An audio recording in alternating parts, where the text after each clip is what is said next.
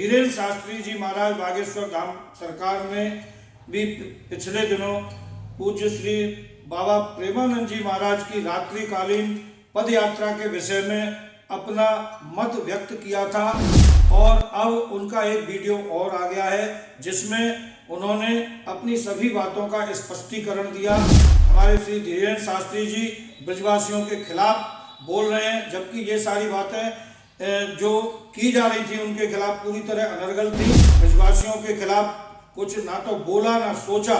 धीरेन्द्र शास्त्री जी शुरू से ही ब्रजवासियों का बड़ा सम्मान करते रहे हैं, तो उनकी नई वीडियो में यह पूरी तरह स्पष्ट है।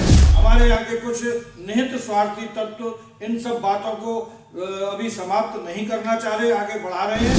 पूज्य बाबा श्री प्रेमानंद जी महाराज ने भी जिस दिन उनके कानों में ये बात पड़ी कि उनकी यात्रा के शोरगुल से लोगों को तकलीफ हो रही है, तो उन्होंने तुरंत अपनी यात्रा का रूट भी बदला और शोरगुल बंद करने के लिए निर्देश दिए। हमारे सनातन धर्म के ध्वजवाहक श्री धीरेन्द्र शास्त्री जी महाराज बागेश्वर धाम सरकार ने भी पिछले दिनों पूज्य श्री बाबा प्रेमानंद जी महाराज की रात्रिकालीन पद यात्रा के विषय में अपना मत व्यक्त किया था और अब उनका एक वीडियो और आ गया है जिसमें उन्होंने अपनी सभी बातों का स्पष्टीकरण दिया। क्योंकि पिछले कुछ दिनों से यहाँ श्री धाम वृंदावन में कुछ व्यक्तियों के द्वारा, निहित स्वार्थी तत्वों के द्वारा ऐसा वातावरण बनाया जा रहा था कि हमारे श्री धीरेन्द्र शास्त्री जी ब्रजवासियों के खिलाफ बोल रहे हैं, जबकि ये सारी बातें जो की जा रही थी उनके खिलाफ पूरी तरह अनर्गल थी। उन्होंने कभी भी ब्रजवासियों के खिलाफ कुछ ना तो बोला ना सोचा।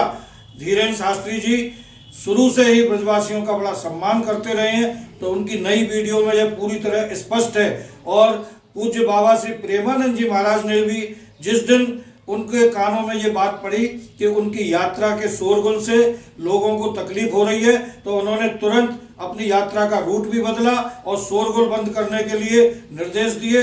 और अब उनकी यात्रा बड़े शांतिपूर्ण तरीके से निकलती है, भक्तों को वो दर्शन दे रहे हैं। इसके बावजूद भी हमारे यहाँ के कुछ निहित स्वार्थी तत्व इन सब बातों को अभी समाप्त नहीं करना चाह रहे, आगे बढ़ा रहे हैं। मैं उन सभी लोगों से निवेदन करता हूं कि हमें एक विराट सनातन के हित में सोचना चाहिए।